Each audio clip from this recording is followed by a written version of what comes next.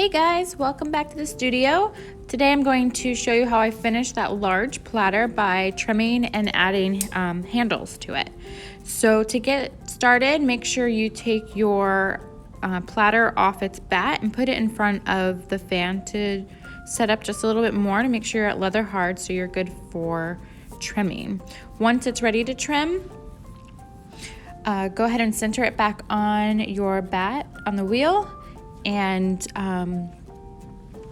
there are multiple ways of doing it. You can see I use the tapping method to get it back into center, and then I'm using my needle tool to just double check my work, make sure I do feel like it's centered.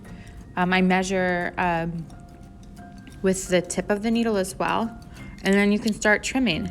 And you're gonna see here I use a ton of different trimming tools.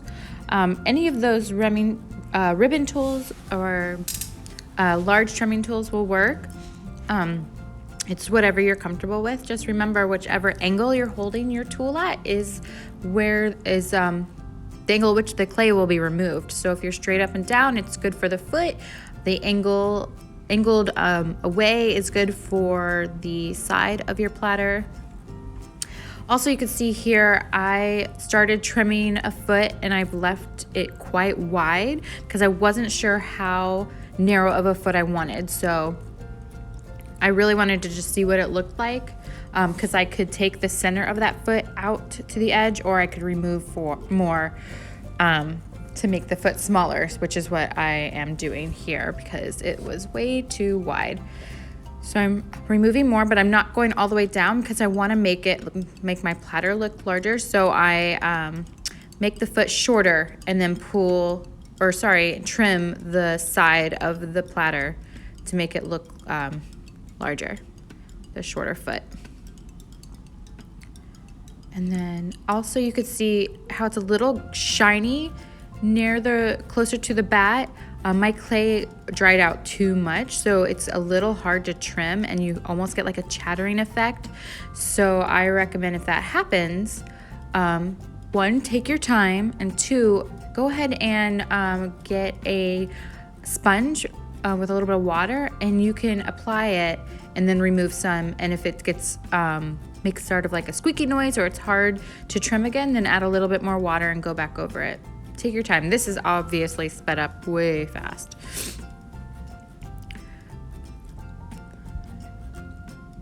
I like to use my red rib, my softest rib, just to go back and clean up some of those trimming marks, just to add a finishing touch to my piece. And here is my large platter. You could stop here. You don't have to add handles, but if you want to, you can add handles here. Now, I made a mistake. I thought I was recording those handles and I wasn't. So I'm gonna show you a smaller version of how I made those handles. So the first thing you wanna do is take some clay and roll it into a coil, and then take your wooden knife tool, and you're just going to roll that wooden knife tool over your clay, your rolled clay you have. And you're just gonna keep going until you have as many or as little marks as you want. What's great about doing this handle, and it's one of my favorite handles that Trish taught us, is that the glaze, like these handles love glaze. Any glaze that breaks is just gonna look beautiful over it. So once you get your marks on it, you're then gonna take your coil and you're gonna kind of make those ends a little skinnier, round it out to make it look kind of like a croissant. And that's gonna be your handle. Now when I rolled out those edges, I kind of smoothed out some of those marks, so I'm just adding a couple more back in until I get what I like, and then I'm going to add it to the pot. Pretending these larger handles are not here, go ahead and form your coil over the edge of your rim of your platter. And what's gonna happen is, because your platter is harder, it's a leather hard, and the handle's a soft slab, it will leave a little indent of where you need to scratch and slip your handle. So it makes it easier to attach it. So take your handy dandy scratching tool and scratch it. Now you need to make sure you scratch and attach because your handle and your platter are two different drynesses, and if you don't scratch and attach, it's gonna fall off in the firing. Now I added some slip onto where I scratched, and then I stuck it back on to my platter, and this tells me where I need to scratch on the platter without having to make any marks with my needle tool to just guess. Now I'm removing it here because I don't want 3 handles. I want to use just my 2 large ones. So now I can show you the next step. Now you can push on and securely attach your handle. You want to make sure that it's on there, or it will come off in the firing, the bisque firing.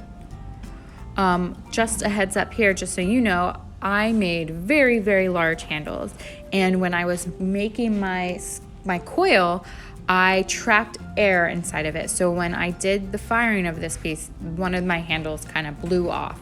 I went ahead and kept it. I glazed it and glued it back together because it was a decent piece. But just so you know, make sure you are compressing and rolling out your coils.